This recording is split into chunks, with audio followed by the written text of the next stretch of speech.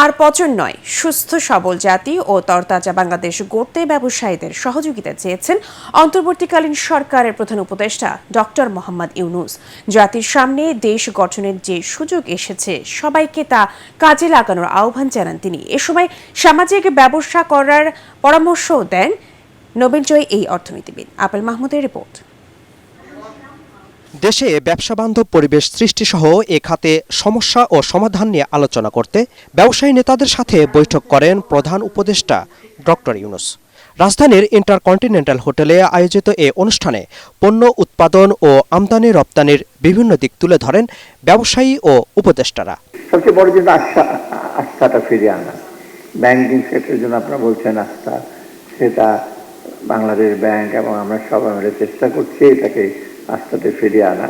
কিছু অসৎ ব্যবসায়ী, অসৎ চর্চা এবং আর্থিক অনিয়মের কারণে দেশের অর্থনীতি আজ হুমকির মুখে পড়েছে।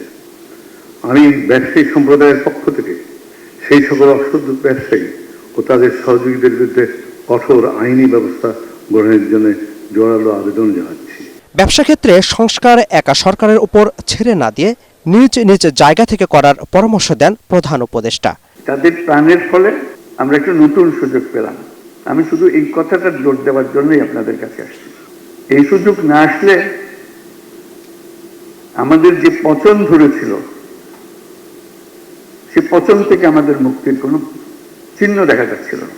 আমরা আর পচন নয়, আমরা সুস্থ জাতি হিসেবে, সবল জাতি হিসেবে দাঁড়াতে চাই।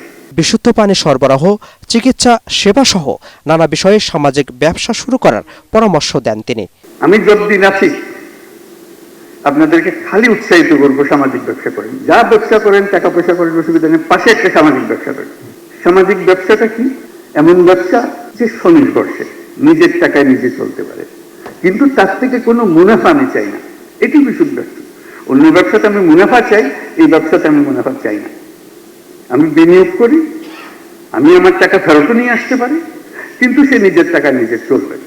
এ সময় নতুন বাংলাদেশ গড়তে সবাইকে একসাথে কাজ করার আহ্বান জানান প্রধান উপদেষ্টা doctor Yunus. Apple Mahmud, ATN Bangla, Dhaka.